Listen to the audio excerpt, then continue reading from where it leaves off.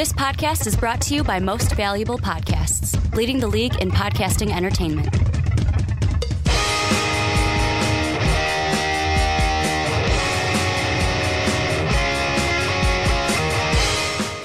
What's up, everybody? Ricky Widmer here, along with the Mark Weber. WMEs. And welcome back to the Onside Kick here on Most Valuable Podcast, where we look at all the important football news, give ourselves a little, or give you guys, not ourselves, we're giving you guys a little bit of football analysis. And Mark, before I get into the housekeeping that I usually get into, holy shit, Jimmy Garoppolo got traded. Yeah, Holy crap. Walk into the studio. Like, we had, let's be honest, we had three specific topics. We're going to look at Roger Goodell. Yeah. We were going to look at, could we see Calvin Johnson again? Thrown out the window. So what we're going to look at today is obviously Jimmy Garoppolo part one. What does it mean for the 49ers and the Patriots? More so the 49ers.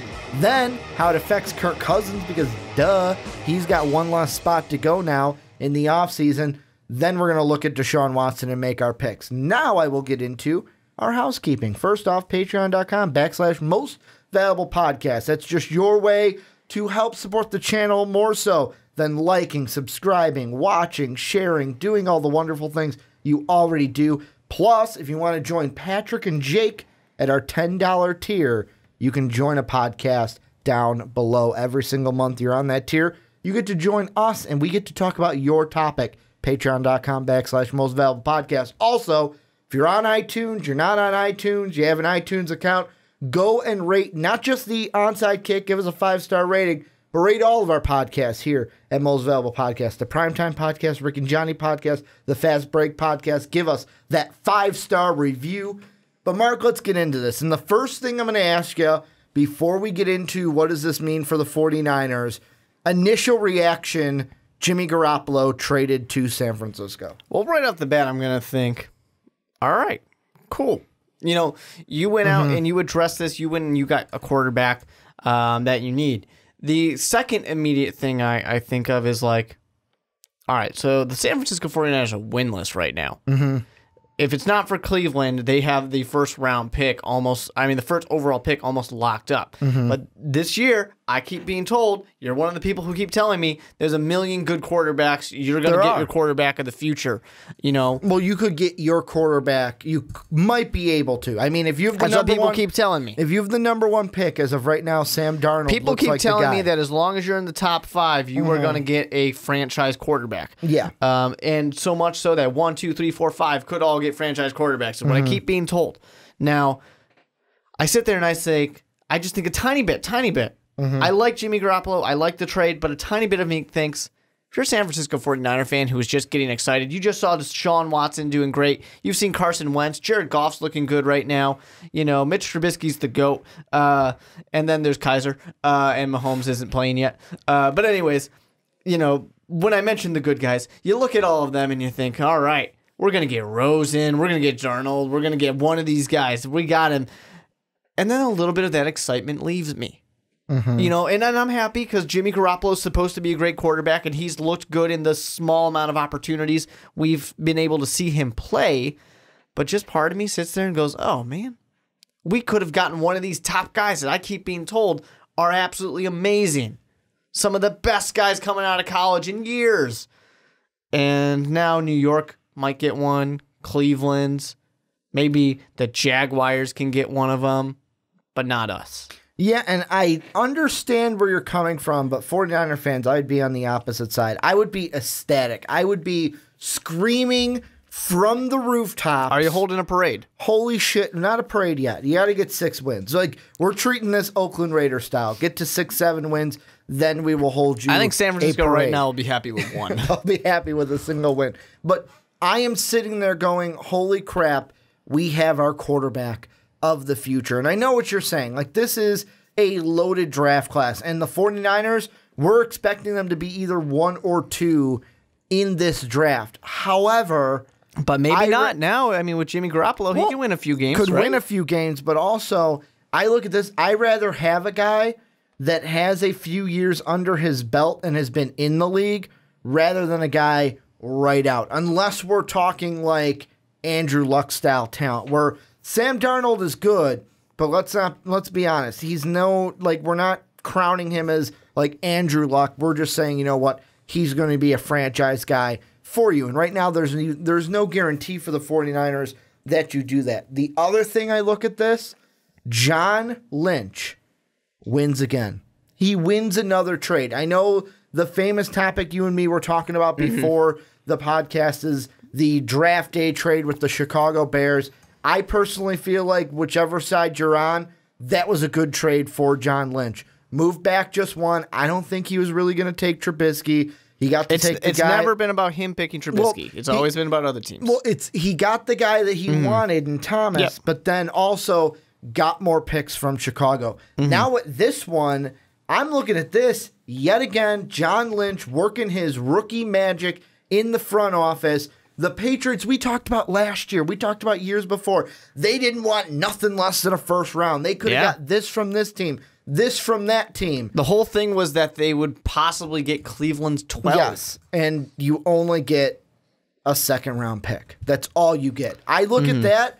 I say major win for John Lynch in that front office. I think we have to put a hold on that, though, because I think what that tells us is there's a question. Who is wrong here? Is it the San Francisco 49ers and Jimmy Garoppolo is going to be Matt Castle?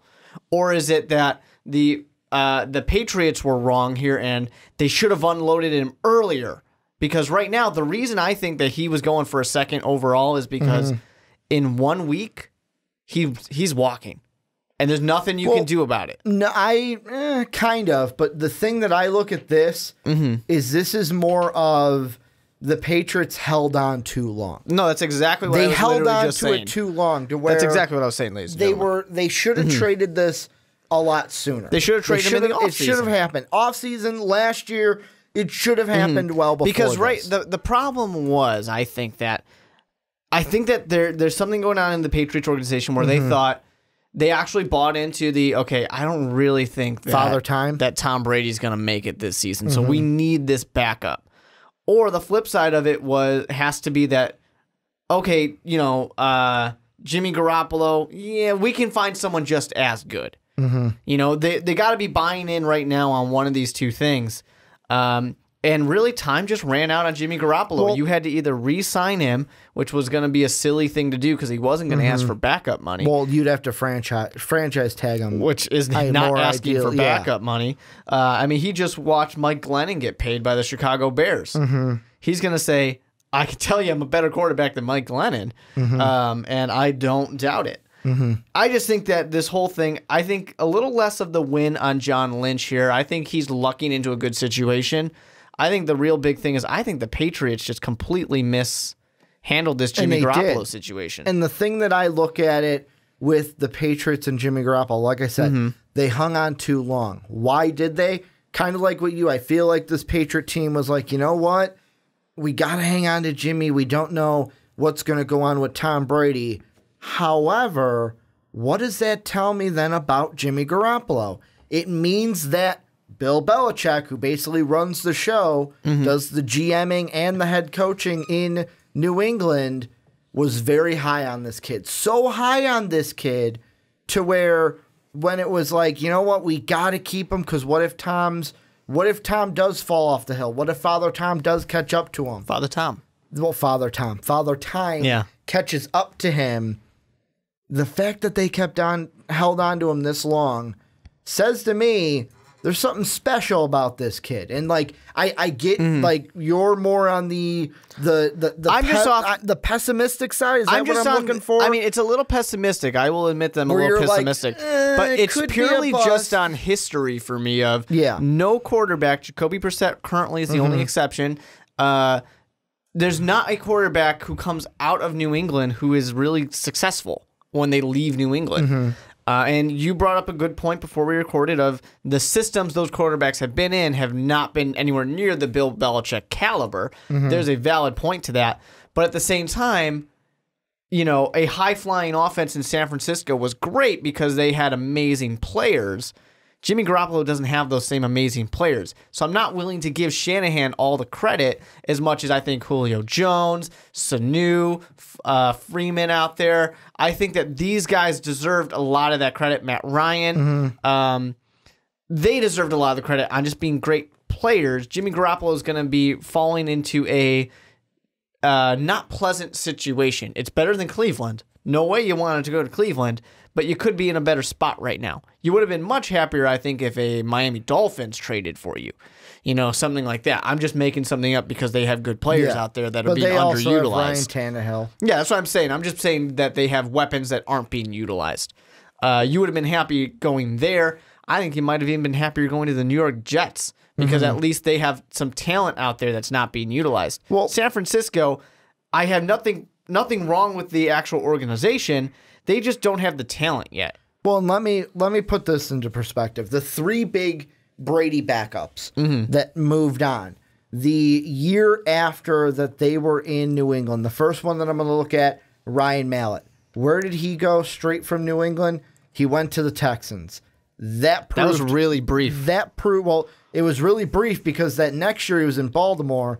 Then he was with the Texans, and then he was in Baltimore, and he's been a backup pretty much ever since. Matt Castle, he's kind of been bounced around to where he was in Kansas City, and they thought he was going to be the next big thing. Well, they thought he was going to be the next big thing. He didn't turn out to be what Alex Smith is for that team right now, but then he's in Minnesota. He's with Buffalo and Dallas. He's with Tennessee. Hasn't really had that coach that has been like, you know what, this is a guy that I can link myself to. And then you got Brian Hoyer, who has basically, since being in New England, really like only played 2 games with Arizona, then went to Cleveland, where we know that that's where quarterbacks go to die. And I believe that 2014 year was actually not that bad of a year for him in Cleveland. Then Houston, Chicago, and now he's a Jimmy Garoppolo teammate in San Francisco. Good stuff. I feel like with Jimmy Garoppolo, and this is not bringing it into the 49ers and locking it in, is this has all the potential in the world to be the best situation for not only Jimmy Garoppolo, but the 49ers. Because and this is what I talked about in my Cleveland Browns video that I posted earlier today. What's the one position that is the most important on both sides of the football? Quarterback. The quarterback. Oh, when you have a guy that can be your franchise quarterback, and if the Patriots, yet again, I'm going to say, if they hung on to him for so long, that tells me that Bill Belichick must think that he can be the franchise if they were holding on to him. Well, if Tom Brady had fallen They off. thought that he can fill in if Tom Brady is out. Fill in or be the future post we don't know Tom Brady? We don't really know. I think there was an inkling. That's why I think they hung on I do for agree so long. with that part of it, and I think the Jacoby Brissett trade told us something solidified as well. That because but it's like why did they trade Jacoby first? The problem with the whole trade with Jacoby Brissett plus now the trade of Jimmy Garoppolo is, so who's the answer now? Are the Patriots going to go back into the draft this year and try and draft a quarterback? No, they're putting all their baskets. They could draft a quarterback. They're putting all their baskets in Tom Brady. I'm not saying you draft a first-round quarterback. I'm saying are they going to go and they're going to find one of their guys? You know, a Jacoby Brissett type of situation of a guy who we can try and develop into Tom Brady. It's the Patriot way. Yeah, I mean, you have this situation right now where Sean Anderson's sitting there thinking about Tom Brady playing for the next 10 years, and that's possible. But realistically, I feel like I don't know. This is just going. If you were gonna get rid of Garoppolo, and they probably didn't know necessarily that they were, but if you were gonna lose Garoppolo, I feel like you had to keep Brissett. Let's reel it in. Let's go back to the 49ers. You get you get a guy who potentially could be your franchise, could be your future. Yeah. You link him with a coach. I know Kyle Shanahan. I'm gonna preface it with this. Let's not crown his ass. There you go. He was in the Super Bowl. However, I feel like with the offensive system that Kyle Shanahan wants to run, I feel like Jimmy Garoppolo could be a good fit for that. Because I mentioned to you, look at Matt Ryan. Yeah. Matt Ryan, and I know your first thought was Matt Ryan's a better quarterback. Putting that aside, Matt Ryan's season last year to this year, and I know there was a Super Bowl loss with that where Terry Bradshaw today on The Herd said, you never get over that. It'll stay with you. We are watching Falcons get over it in front of our eyes. They're still trying. And I feel like this is the guy for Shanahan. Because look at Matt Ryan. Matt Ryan last year, phenomenal numbers. This year without Kyle Shanahan, we're like, where did Matt Ryan go? Where did last year Matt Ryan go? He's gone back down to his kind of average. We haven't seen Jimmy Garoppolo with Kyle Shanahan's system, but if we can use that as an example, it's just going to elevate Jimmy Garoppolo and make him even better. What's going to be interesting to me, and I think where I stand on this really is, I liked the idea as a San Francisco 49er fan. I'm not, but if I was, I like the idea of being able to go out and get your young gun who can hopefully be a Deshaun Watson, who can just go out there day one and light people up, go toe-to-toe with Russell Wilson, top 3 quarterback in the NFL right now. I love the thought that you can do that. Jimmy Garoppolo, I just sit there and I'm like, well, it's been a while since we've seen him play, so that makes me a little nervous. Last year we saw him play 2 games and then get hurt. So, it makes you a little bit nervous. See, it doesn't. Hold on, let me finish. It makes me a little bit nervous when I'm just comparing get this quarterback who last year just got hurt, or get this young rookie quarterback who's super exciting and is supposed to be the next greatest thing. That's all I'm concerned about that makes me nervous. But the thing I love about it for San Francisco is you have a guy who pretty much everybody universally has, scouting-wise, has said, this is a guy who can lead a team. There's not really much on the question mark part of that for anybody.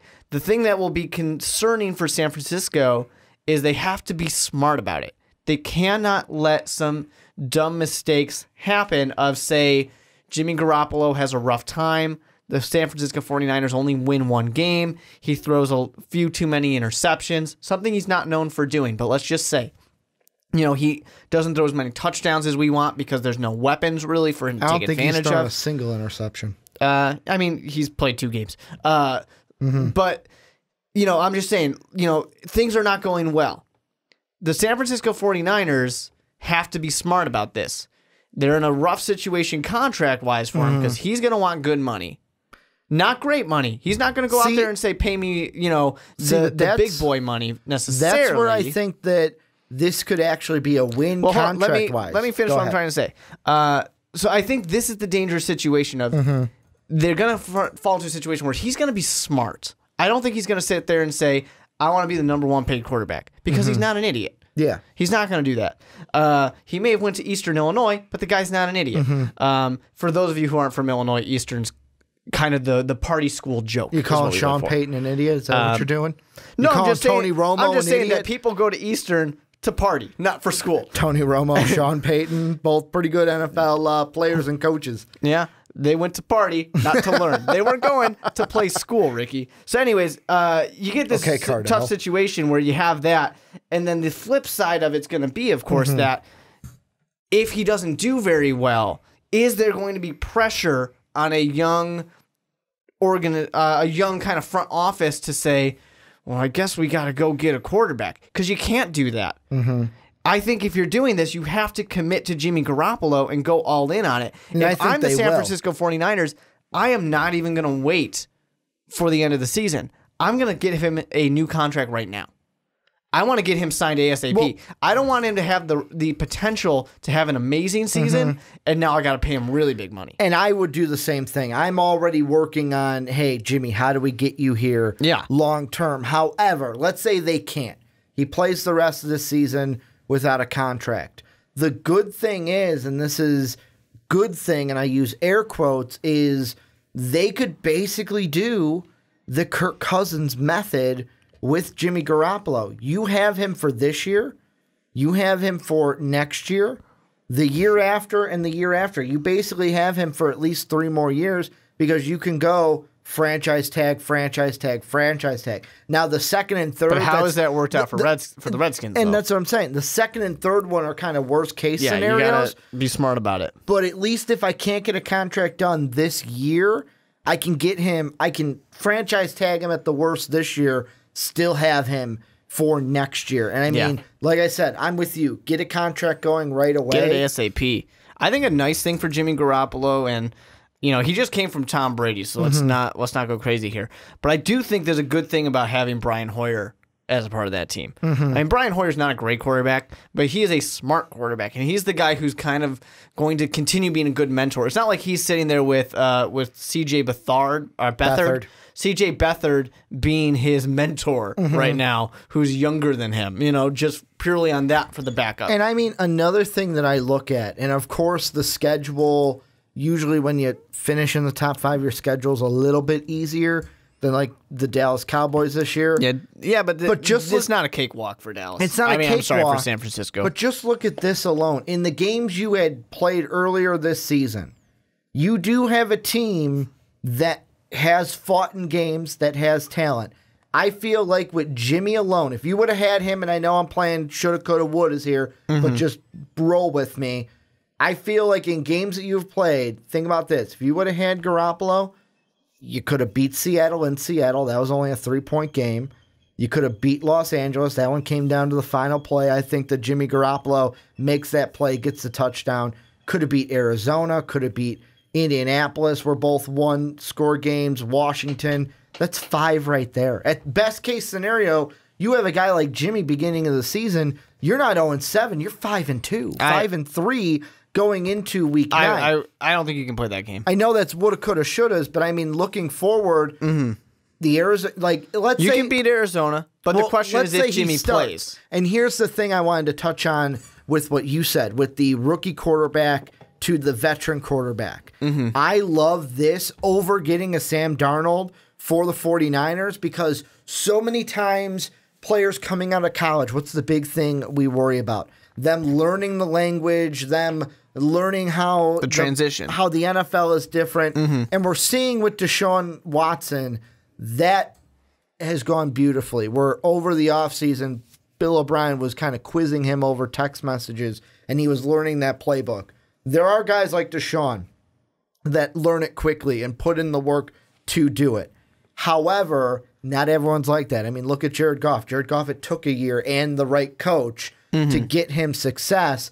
If I'm the 49ers, I'm ecstatic about this because you get a guy who knows what it takes to be a quarterback in an NFL locker room, knows what it's like, what's expected of him as an NFL quarterback, and is kind of familiar. Of course, there's going to be language differences between Bill Belichick, between Kyle Shanahan, but I'd rather go with that than a guy who's going from learning a college offense to, great, I got to learn a whole new language in the NFL. I don't know. I don't necessarily, because we've seen so many of these quarterbacks also be successful now, with a Carson Wentz coming in and lighting up the league. Deshaun Watson currently is lighting up the league. And we have guys, to be fair, like Jared Goff, who took a whole year, essentially, and that's not completely his fault. The coaching staff's partially to blame. You have a guy like Mitch Trubisky, who can't do anything because he doesn't have any weapons to throw to, Or a coach. Or a coach to let him throw the ball more than 7 times. And you have a guy like Kaiser who's got nothing going around him, and he is going to throw interceptions because there's so much pressure on his shoulders. Well, when you're throwing to Kenny Britt, that's not good. No, that's not good at all. So I think that San Francisco, when it really comes down to it, I don't think I am willing to say right now which one I think will be the right answer of should you have gone rookie, should you have gone the way you did. And the only reason I say that really is because we won't know until probably a couple of years from now, maybe 3 years from now. Well, and that's my final point that I was going to make on this is if you're telling me, Ricky, which would you rather have? A rookie that you can mold, but it may take him 3 years, 2-3 years to mold into that guy, or a veteran I can bring in and you can streamline the process by maybe a year. I'll take that veteran because right now with the 49ers, I mean, it all depends on what the end, what happens in the end between the two guys. What this move tells me is John Lynch and or Kyle Shanahan feel like we have the pieces here to win sooner than it's shown. And if we bring a rookie in, we're going to have to bring him up to speed. We could trade for Garoppolo and boom, streamline that a little bit faster. That's what I am getting from this move from the front office. It shows that they have a clear direction that they want to go in, and they believe in it, and they are going to go in that direction. Yeah. And I have respect for that, no doubt. And, it's going to be interesting to see what happens because, like I said, the San Franciscos aren't our San Francisco 49ers are not a terrible team, but they are a team that doesn't have a ton of talent necessarily. They have been doing well staying in games, but the problem is that some of these teams like the Seahawks was a surprise, but the Seahawks always start slow, so I guess not that surprising. The Rams was a shootout of a game. The Cardinals are not really that good this year. The Colts have not been good this year. Redskins have been surprisingly bad this year. And you should have lost to the Cowboys and the Eagles in the way that you did. It's just that some of these almost wins for San Francisco, I think, are a little generous. I think that Jimmy Garoppolo can do things, but I think we're going to have to sit there and be patient, with Jimmy Garoppolo because there's not weapons around him, like the way you'd have to sit and be patient with a rookie quarterback because there won't be weapons around him. Not necessarily a great way to go either way. This team is still a team that is rebuilding, and they're rebuilding for a reason. No, I for sure think that, they can beat the Cardinals. I think they can beat the Giants. I think they can probably beat the Bears. Jaguars, it depends how that defense is still holding up by the time they get to the Jaguars in week 16. So there's a while for that. So it's going to be interesting to see. But to me, the San Francisco 49ers are suddenly a team that wins 3-4 games this season. So definitely a good move for that move because they have to do something different. They have to start to change something around. And it shows a team that is not complacent. They're not going to say, we're okay with continuing to lose. So when it really comes down to it, you're happy from a front office and coaching perspective of we're not complacent. We're not okay with winning. We are losing. We want to win now. You can sit there and say, yeah, you could have had a rookie quarterback and maybe they're the next best thing. And maybe 10 years from now, we're going to severely regret it because Jimmy Garoppolo went out there and became Matt Castle 2.0. Who knows? We don't know that right now. And that's really what it comes down to. You kind of have to be patient. But I do think that there's a lot of hype right now. And I just think that people in general should be cautious. This is not the first time I'm going to say it in this podcast today, but people should be cautious and just kind of pump the brakes a little bit when it comes to the hype. A little bit of foreshadowing there for a future topic? I mean, probably. I mean, I like Jimmy Garoppolo. I like a lot of the potential for him. I would have liked him in New England with Bill Belichick way more than I like him with Kyle Shanahan in San Francisco. Man. I'm excited for it. Bill Belichick makes people into the greatest thing ever. Kyle Shanahan couldn't stop throwing the football when all he needed to do was run, and they would have won the Super Bowl. So I think that's worth pointing out. But I just think that people just need to kind of chill a little bit, temper those expectations. We don't really know what to get out of Jimmy Garoppolo. The tape has looked good, but a lot of that tape is coming from Eastern Illinois because he's only had a few real games of actual experience. So let's all just be calm. Let's enjoy the show. Let's watch. Let's see what happens. If he's the greatest quarterback of all time, I will admit that I was wrong in ever even slightly doubting him. But my general thought entirely is if someone were to say, Mark, should I be excited about this? Yes, you should. Oh, I am. You should be excited. But let's just calm down and let's see what happens first. I'll ask you this, and I know that it's kind of different to do it now after the trade. We will obviously grade this trade many years into the future. We'll grade it every week. Right now, night of grade, what are you giving for both the 49ers and the Patriots? Night of. Right now, I'm going to give the 49ers an A. Yeah, I do the same thing. They needed a quarterback. I won't go for the A+. They needed a quarterback. A+ only because of how little you gave up. I know it's a second rounder. Well, that's going to be my flip side. How little you gave up. A+ for John Lynch in this team. I'm 100% okay with giving up a second round pick for a potential next Tom Brady. First round caliber talent. Now the flip side is he could potentially be the next Matt Castle, like I keep saying. I think it's worth at the worst risk. he's somewhere in the middle. It's worth the risk. If he goes out there and throws 40 interceptions and 1 touchdown, okay, you don't have him signed to a contract next year, so who cares? But the flip side of it for the Patriots, I'm not going to say the Patriots get enough. I think the Patriots go C-. I was going to go with a C because to me, it's just that the Patriots really didn't handle the assets that they had in a very intelligent, what we would typically associate with the Patriots kind of way. So I think they really just kind of, to use a terrible phrase, they screwed the pooch. Yeah, no, you hung on way too long. you hung on longer without than you needed keeping to. Jacoby Brissett, which would have made sense. I mean, now who knows? If Tom Brady lasts for 5 more years, we're sitting there going, yeah, A+ for the Patriots. I would still say maybe a B. Well, it depends on... It depends the thing after, for like the years down the line trade, what happens post Tom Brady? Because if they fall into a recession and after it also Tom depends Brady, on how long he's there. Yeah. If he's there for 5 years, I mean, if you were going to re-sign Jimmy Garoppolo, they probably would have re-signed him to a 2-year deal. True.